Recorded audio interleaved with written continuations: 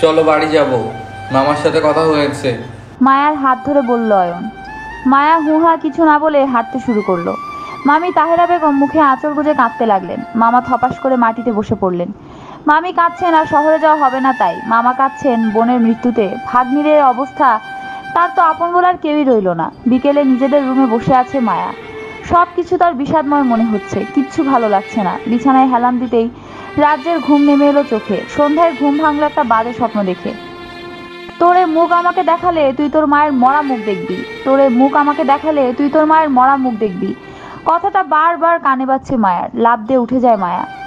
আমার মা, আমার মা, আমার মা। কাঁদতে থাকে মায়া। অয়ন পাশের রুম থেকে এক প্রকার দৌড়ে আসে। আলতো করে জড়িয়ে ধরে বলতে থাকে, কি হয়েছে মায়া, কি হয়েছে? মায়া অয়নকে ঝাড়া দিয়ে সরে পিছু সরে আসে। আপনি একটা খুনি। হ্যাঁ, আপনি একটা খুনি। আপনার এই বিষাক্ত মুখে অভিশপ্ত কথায় আজ আমার মায়ের প্রাণ নিয়েছে, আমার মায়ের প্রাণ নিয়েছে। চিৎকার করে বলতে থাকে মায়া। অয়ন কি বলবে বুঝে উঠতে পারছে না। কিছু সময়ের মধ্যে অয়ন নিজেকে সামনে নিয়ে মায়ের কাছে যায়। মায়া দেখো, আগের মাথায় আমি একটা কথা বলে ফেলেছি, আর তার মানে এই নয় যে আমার কথায় আন্টি মারা গেছে। কারো কথায় কারো প্রাণ যায় না। আর যদি এমন হতো তাহলে মানুষের কথায় অনেক মানুষ মারা যেত। মায়া আরো সরে আসে অয়ন হতে। আপনার কথায় আমার মাকে গ্রাস করেছে, আপনিই খুনি। রাগের মাথায় বলে ফেলেছেন তাই না? আমরা গরিব বলে কি আমাদের যা ইচ্ছে তাই বলা যায়? আমরা কি মানুষ না, নাকি মানুষ মনেই করেন না? হ্যাঁ মিস্টার আবির চৌধুরী, আপনি গরিবকে মানুষই মনে করেন না, তাই তো অনায়াসে বলে দেন যা ইচ্ছে হয় তাই। সেদিন আপনার জীবনে আপনার ভালোবাসার মানুষ ফিরে আসবে, সেদিন তো ছুঁড়ে ফেলে দিবেন। তখন কি করব আমি? বলুন কি করব? আমার মাকে নিয়ে বেঁচে থাকার আশায় ছিলাম, সেটাও কেড়ে নিলেন কেন? কি ক্ষতি করেছিলাম আপনার? কিসের শাস্তি দিচ্ছেন আমাকে? একদমে কথাগুলো বলতে বলতে হাঁপিয়ে ওঠে মায়া। শ্বাস টানতে পারছে না একদম। কোনো রকমে দেয়ালে হেলান দিয়ে দাঁড়ায় মায়া। মায়া তুমি চাইলে এই বাড়িতে থাকতে পারো। এ বাড়িতে তো 3জন কাজের লোক আছেই, তাহলে আমাকে কেন রাখবেন? আপনার স্ত্রীর অবর্তমানে রক্ষিতা হিসেবে? মায়া চিৎকার করবেন না। অনেক তো চিৎকার করেছেন, গায়ে হাতও তুলেছেন, মদ খেয়ে নিজের বইয়ের উপর জবরদস্তি করে তার দোষ তারই ঘাড়ে দিয়েছেন। তার মায়ের মরার পথ প্রশস্ত করে দিয়েছিলেন, তাও কাজ করে গেছে। এবার আর হারানোর মতো কিছুই নেই। আবার যা ইচ্ছে করতে পারেন আপনি, যা ইচ্ছে। মারবেন মারুন, না মারুন না, আমাকে মারুন। কথা দিচ্ছি খুব জলদি চলে যাব আপনাকে ছেড়ে, অনেক অনেক দূরে। সত্যি আর সময় নষ্ট করব না আপনার, একদম না, একদম না। বলেই মায়া রুম থেকে বেরিয়ে যায়। অয়ন বিছানায় ধপ করে বসে পড়ে। আজ কেন যেন খুব মায়া হচ্ছে মায়ার জন্য। মনে হচ্ছে সব ছেড়ে ছুড়ে ওকে নিয়েই বসে থাকে। কিচ্ছু ভাবতে পারছে না অয়ন।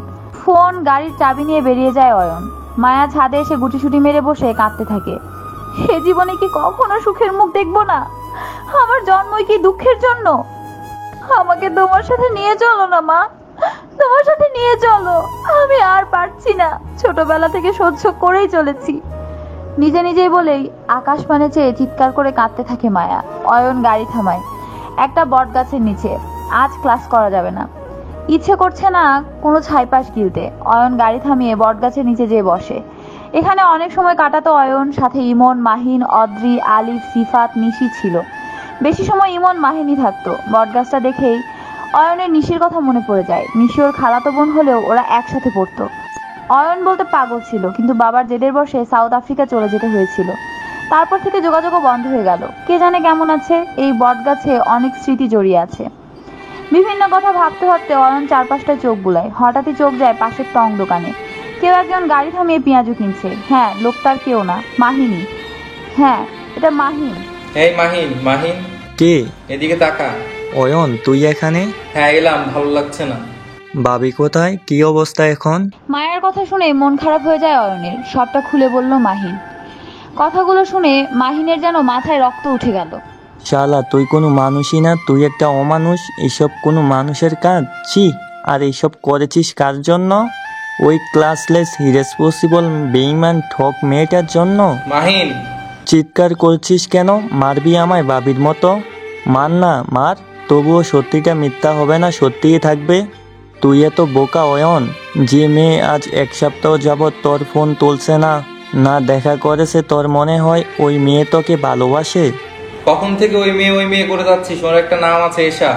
ঠুনকো হাসি দিয়ে আবার বলা শুরু করে মাহিন। এখনো তো সম্মান দিয়ে কথা বলছি, ও তোর যোগ্য নয়।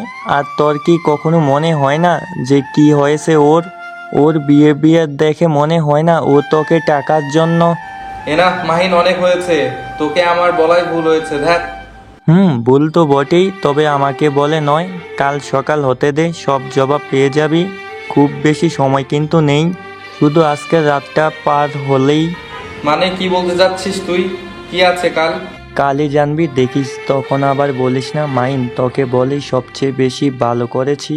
বলে মাহিন গাড়িতে উঠেই ড্রাইভ করে চলে যায়। অয়ন বেশ কয়েকবার করে ডাকার পরও পাত্তা না দিয়ে চলে যায় মাহিন। অয়ন গাছে হাতে বাড়ি দিয়ে বাড়িমুখী হয়। সকালে অয়ন, অয়ন, অয়ন। হুড়মুড়িয়ে ঘুম থেকে উঠে অয়ন। বাবার গলা না? বাবা এসেছে এই সময়? বাবা কি করে? শরীরের উপর থেকে চাদর সরিয়ে দ্রুত পায়ে নিচে নামে অয়ন আর টাস্কি খায়। হ্যাঁ, আদনান সাহেব নিচে দাঁড়িয়ে আছে। বাবা তুমি? কি আশা করনি বুঝি? না আসলে সকালে। সকাল 10:30 বাজে, এখনো সকাল হয়েছে কি? কই, আমার তো মনে হচ্ছে না। না বাবা আসলে।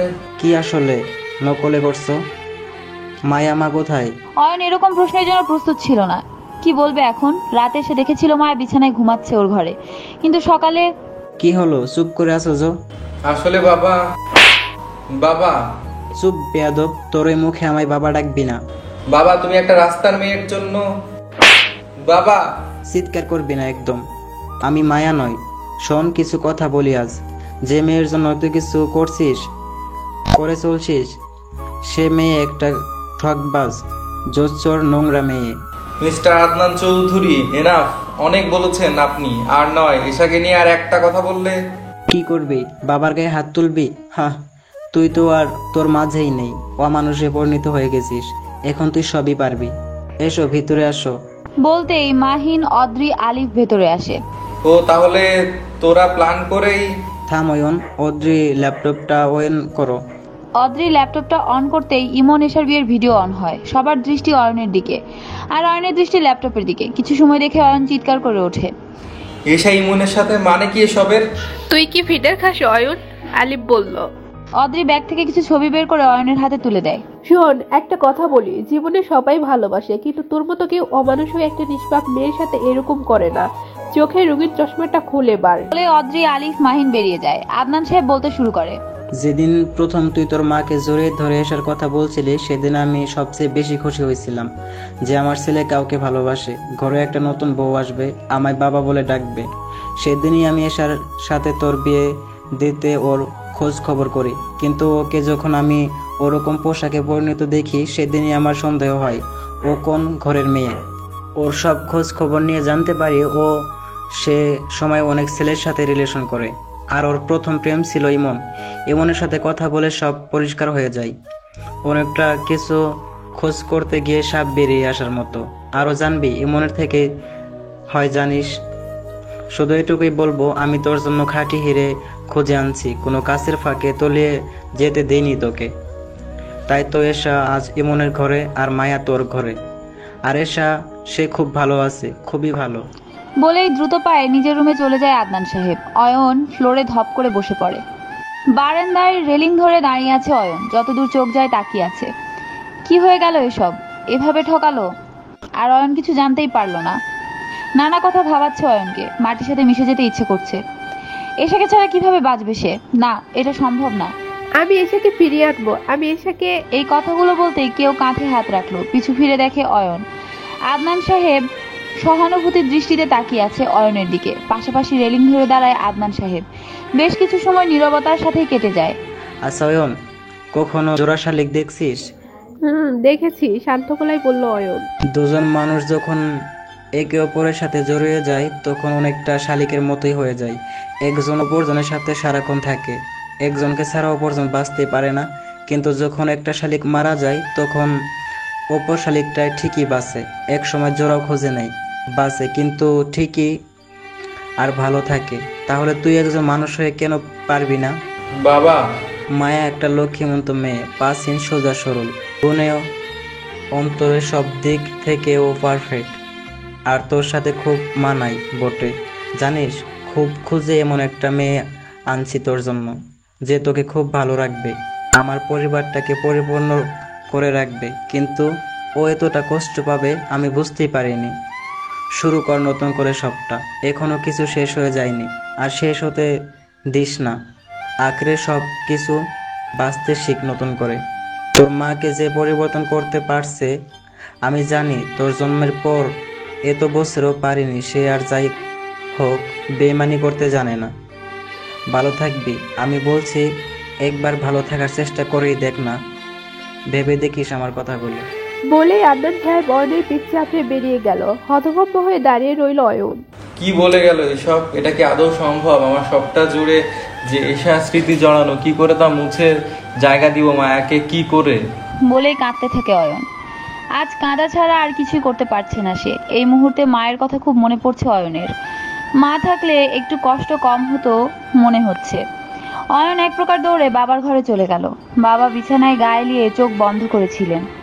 অয়ন গুটিসুটি মেরে বাবার কোলে মাথা রেখে চোখ বন্ধ করে শুয়ে পড়ল। কোলে মাথা রাখার জন্য একজন চাই, যে সর্বদা খেয়াল রাখবে, ভালোবাসবে, জড়িয়ে ধরে বুকে মাথা রাখবে, কেঁদে শার্ট ভিজাবে। আদনান সাহেবের মুখে এসব কথা শুনে বাকরুদ্ধ হয়ে গেছে অয়ন। বাবা মাকে কতটা ভালোবাসে, কতটা ভালোবাসলে এসব ফিল করা যায়। আমিও তো এশাকে অনেক ভালোবাসি, কই আমি তো এরকম ফিল করিনি। এশা তো কখনো বুকে মাথা রাখতো না, তাহলে কেউ আমায় ভালোবাসতো না? না, ভালোবাসলে কি আর ইমনকে স্বেচ্ছায় বিয়ে করে নিত? কি করব এখন? না কিচ্ছু ভাবতে পারছি না, কিচ্ছু না। অয়ন ওর বাবার কোল থেকে উঠে সোজা নিজের রুমে চলে গেল। কেবিনের ড্রয়ার খুঁজে দুটো স্লিপিং পিল নেয়, গিলে উপর হয়ে বিছানায় শুয়ে পড়ে। বিকেলে মায়া বাড়ি চলে এসেছে। নীরার কাছে গিয়েছিল সকালে। বাবাই যেতে বলল যদি মনটা ভালো লাগে তাই। কাল খুব করে বাবা বুঝিয়েছেন এটা ওর নিজের সংসার, এখানে অন্য কেউ দখল নেবার যোগ্যতা রাখে না, কিন্তু যার জন্য সংসার সেই তো অন্যের। না, নিজের একটা কোনো রকম ব্যবস্থা করে চলে যাব এখান থেকে, থাকবো না আর কারো বিরক্তির কারণ হয়ে। দীর্ঘ শ্বাস ছেড়ে উপরে উঠে মায়া অয়নের ঘরের সামনে দিয়ে মায়ের ঘরে যায়। না চাইতেও চোখ একবার যায় অয়নের ঘরে। অয়ন উপর হয়ে ঘুমাচ্ছে। মায়া চোখ সরিয়ে সামনে যেতেই কেউ পথ আগলে দাঁড়ায়। বাবা, কিছু বলবেন? নিজের ঘরে ফিরে যাও মা। কিন্তু বাবা। দেখো, আমি তোমার মায়ের লাশ দেখিনি, তবে এটা জানি উনি স্ট্রোক করে মারা গেছেন। দেখো মায়া, আমরা কেউ চিরকাল বেঁচে থাকবো না। একদিন না একদিন পরপারে পারে জমাতেই হবে, আর কারো কথায় কেউ মারা যায় না মায়া। এটা সম্পূর্ণ একটা ভুল ভ্রান্ত ধারণা। বাবা।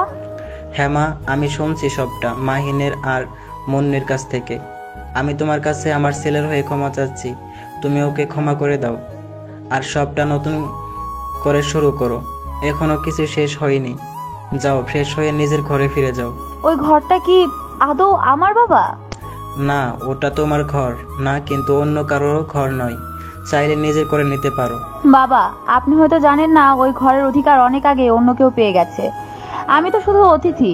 মনে মনে বলে মায়া নিজের রুমে চলে গেল। ফ্রেশ হয়ে বেরিয়ে দেখলো মুন্নি ঘরে। মুন্নি, কিছু বলবে? চলুন। কোথায়? ও ঘরে। মুন্নি, তুমিও? যা হয়েছে ভুলে যান, আবার নতুন করে জীবন শুরু করুন। তুমিও এসব বলছো? হ্যাঁ বলছি, দাদা ভাইও ভেঙে পড়েছে, আর আপনিও। সব শেষেরও একটা শুরু আছে। মায়া মাথা নিচু করে। মুন্নি একে একে সব কাপড় বের করে, যাবতীয় যা যা প্রয়োজন সবই বের করে মুন্নি। এদিকে ঘুম থেকে উঠে বারান্দায় দাঁড়িয়ে সিগারেট ধরায় অয়ন। আদনান সাহেব ছেলের হাত থেকে সিগারেট নিয়ে নিজে টানতে থাকে। এরূপ কাজে অয়ন ভরকে গেলেও শান্ত হয়ে দাঁড়িয়ে থাকে। অয়নের বাবা বলল অয়ন। অয়ন বলল হুম। মায়াকে ঘরে আসতে বলছি, একসাথে থাকলে তাড়াতাড়ি সবটা ঠিক হয়ে যাবে। কিন্তু বাবা। আর কোনো কিছু বলিস না, ও আসছে, আমি যাই, এই নে। বলে সিগারেটটা অয়নের হাতে দিয়ে বেরিয়ে যায় আদনান সাহেব। অয়ন হতবাক হয়ে চেয়ে থাকে বাবার যাওয়ার দিকে। মুন্নির পেছন পেছন মায়া অয়নের ঘরে ঢুকে। মুন্নি, কাপড়গুলো এখানে রেখে দাও। ভাবি, কাবাডে তুলে দিয়ে যায়। না, আমি রাখবো।